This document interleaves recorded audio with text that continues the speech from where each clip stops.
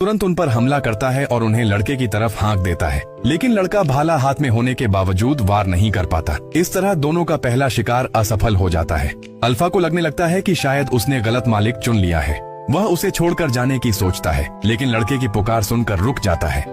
आने वाले दिनों में ज्यादातर शिकार अल्फा ही करता था, लेकिन वह हमेशा अपने छोटे मालिक को पहले खाने देता था। सिर्फ इतना ही नहीं, रात में वह चुपचाप लड़के के पास आकर अपने शरीर की गर्मी से उसे ठंड से बचाता था, लेकिन सफाई पसंद लड़का उसकी बदबू से नाक सिकोड़ लेता था। इसी तरह इतिहास का पहला कुत्ता तैरना भी सीख गया। अल्फा के मार्गदर्शन में लड़के की शिकार करने की कला भी दिन ब दिन बेहतर होती गई। लेकिन एक रात जब दोनों आराम करने ही वाले थे, तभी एक काला भेड़िया अपने नुकीले दांत दिखाते हुए लड़के की ओर बढ़ने लगा।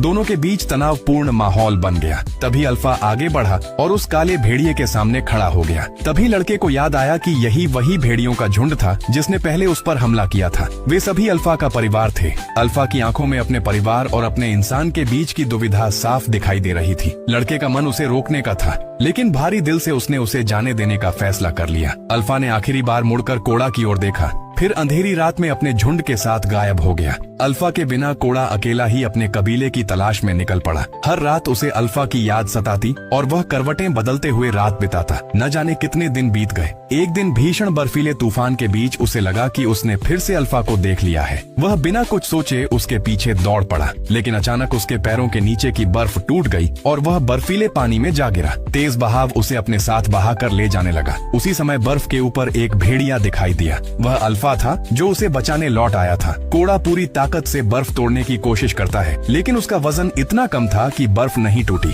तब उसने अपनी कमर से चाकू निकाला और बर्फ तोड़ दी। अल्फा ने उसके कपड़ों को दांतों से पकड़कर उसे बाहर खींच लिया। बर्फ जैसे ठंडे पानी ने उसके शरीर को सुन्न कर दिया था। बाहर निकलते ही उसने जल्दी जल्दी लकड़ियां रगड़कर आग जलाई। आग जलने के बाद उसने अपने भीगे कपड़े उतारे और बर्फ पर लेटकर अल्फा को गले लगाकर उसके शरीर की गर्मी से खुद को बचाया, लेकिन इसके बावजूद वह गंभीर रूप से बीमार पड़ गया। इस बार अल्फा उसे छोड़कर नहीं गया। वह लगातार उसके साथ बर्फीले तूफान में आगे बढ़ता रहा। कई दिनों बाद उन्हें आखिरकार एक इंसान दिखाई दिया। कोड़ा खुशी से उसकी ओर भागा, लेकिन पास पहुंचने पर देखा कि वह आदमी ठंड से मर चुका था। उसकी उम्मीद फिर से टूट गई। उसने उस आदमी के तंबू में काफी तलाश की, लेकिन खाने को कुछ नहीं मिला, सिर्फ एक धनुष और कुछ